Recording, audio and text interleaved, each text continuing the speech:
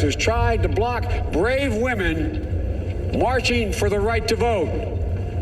And today, we mark the swearing in of the first woman in American history elected to national office, Vice President Kamala Harris. Don't tell me things can't change. The right to dissent peaceably within the guardrails of our republic is perhaps this nation's greatest strength. Yet hear me clearly. Disagreement must not lead to disunion. And I pledge this to you. I will be a president for all Americans. All Americans. That's right. And I promise you, I will fight as hard for those who did not support me as for those who did.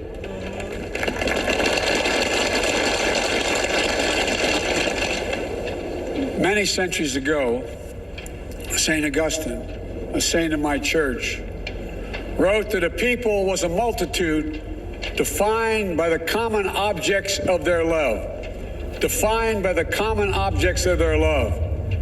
What are the common objects we as Americans love that define us as Americans? I think we know.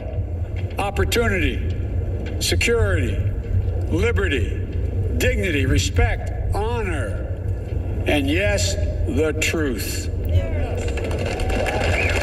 Recent weeks and months have taught us a painful lesson. There is truth and there are lies. Lies told for power and for profit.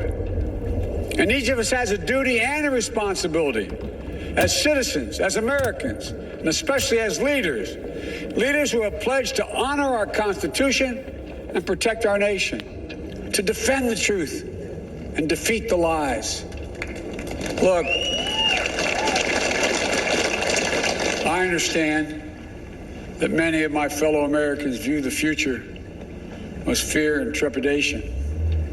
I understand they worry about their jobs. I understand, like my dad, they lay at bed at night, staring at the ceiling, wondering, can I keep my health care? Can I pay my mortgage? Thinking about their families, about what comes next. I promise you, I get it. But the answer is not to turn inward, to retreat into competing factions, distrusting those who don't look like you, or worship the way you do, or don't get their news from the same sources you do. We must end this uncivil war that pits red against blue, rural versus urban, conservative versus liberal.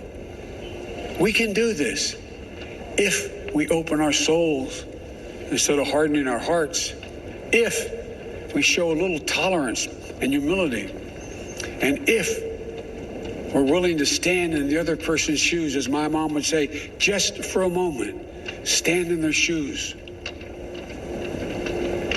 Because here's the thing about life. There's no accounting for what fate will deal you. Some days, when you need a hand. There are other days when we're called to lend a hand. That's how it has to be. This is what we do for one another. And if we are this way, our country will be stronger, more prosperous, more ready for the future. And we can still disagree.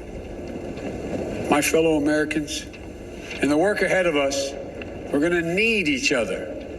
We need all our strength to persevere through this dark winter. We're entering what may be the toughest and deadliest period of the virus. We must set aside politics and finally face this pandemic as one nation.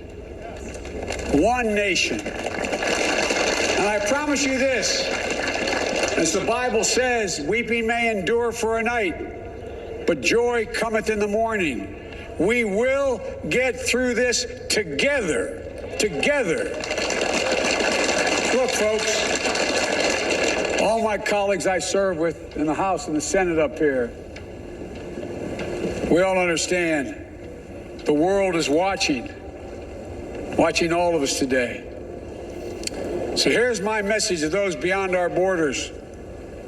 America has been tested, and we've come out stronger for it. We will repair our alliances and engage with the world once again, not to meet yesterday's challenges, but today's and tomorrow's challenges. And we'll lead not merely by the example of our power, but by the power of our example.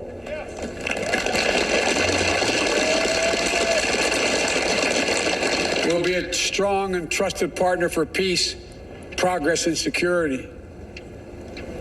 Look, you all know we've been through so much in this nation. And my first act as president, I'd like to ask you to join me in a moment of silent prayer. Remember all of those who we lost in this past year to the pandemic. Those 400,000 fellow Americans, moms, dads, husbands, wives, sons, daughters, friends, neighbors, and co-workers. We'll honor them by becoming the people and the nation we know we can and should be. So I ask you, let's say a silent prayer for those who've lost their lives and those left behind, and for our country.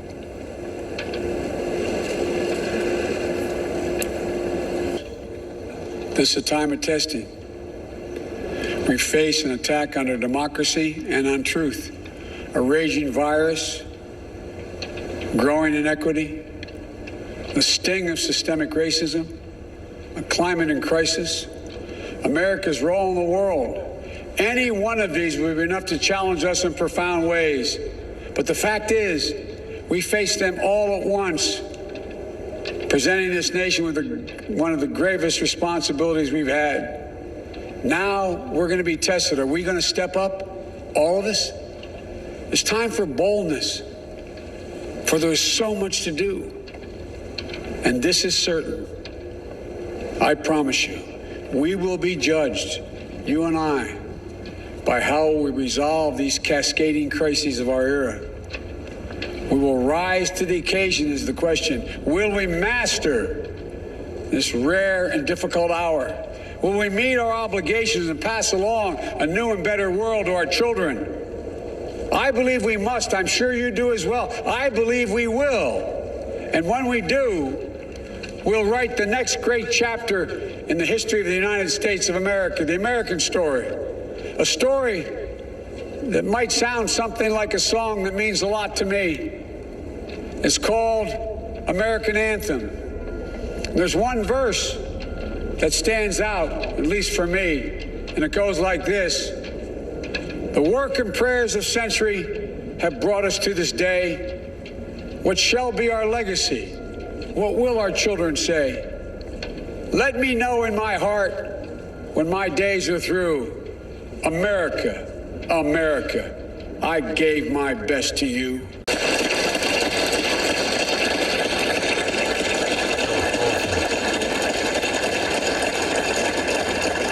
Ladies and gentlemen, please be seated.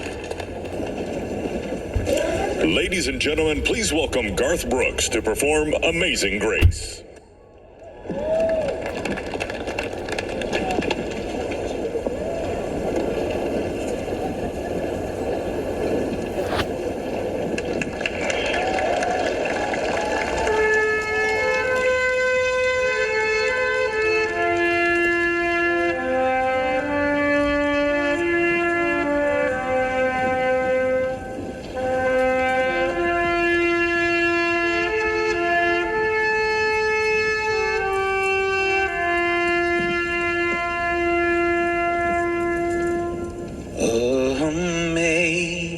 Amazing grace, how sweet the sound that saved a wretch like me.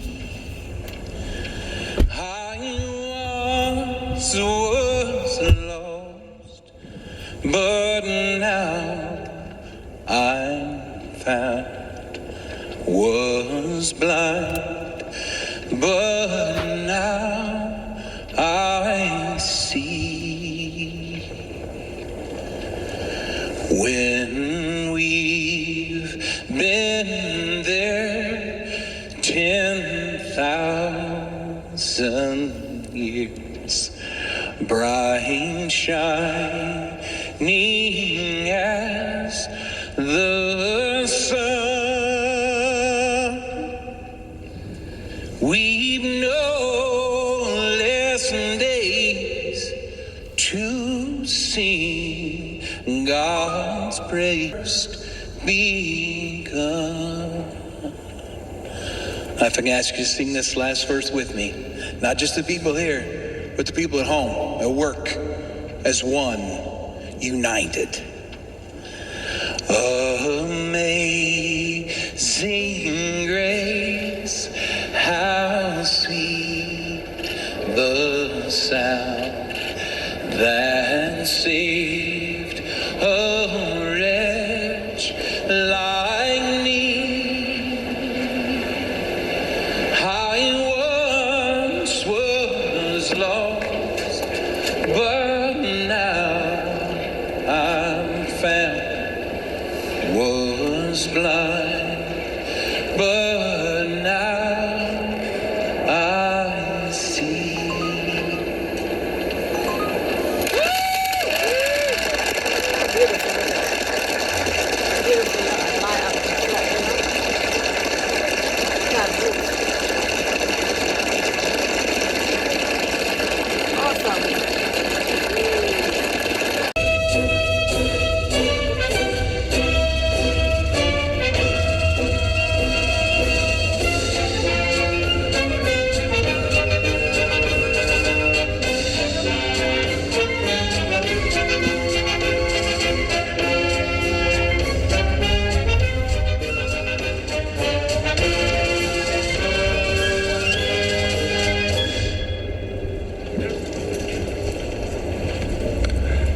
Ladies and gentlemen, please be seated and remain in your seats while the President and official party depart the platform.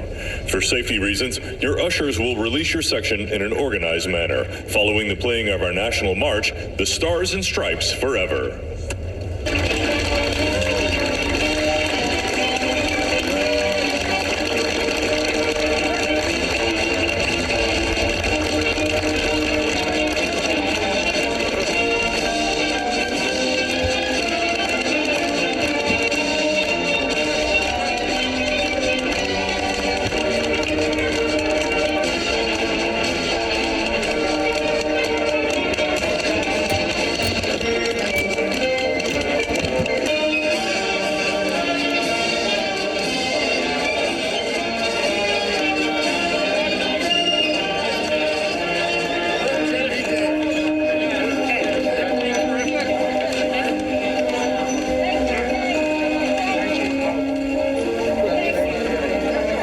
Joe Biden, inaugurated as the 46th president of the United States of America, leaving with his wife. A few pleasantries on the way out, reading some old friends and making some new ones along the way. But 36 years in Congress, you get to know a lot of people, not to mention his years at the White House. Kamala Harris also leaving with her husband, Doug Emhoff. It was a speech, an inaugural speech that Joe Biden made where he called for unity in these times, talking about, among other things, an attack on our democracy, a virus that swept the nation, systemic racism, a climate in crisis, and saying it's time to step up and trying to preach the message of unity to everyone today from his first speech as president of the United States. Yeah, you know, Steve, he has quite the task ahead of him. He's beginning his presidency with a pandemic. 400,000 people have died so far. It is quite the undertaking. But, you know, during his speech, you forget for a moment, has acknowledged that with Shirley Chisholm. So I think about her, I think about Martin Luther King, and how so many of those who came before her poem when she said, Madam Vice President. Just those three words. We're at a special place here in history in this country that a young black girl, African-American girl, can say, Madam Vice President. A lot of people pointing out you could hear the glass far from done for these leaders, the current and former leaders of our country, collectively in one place. It's always quite the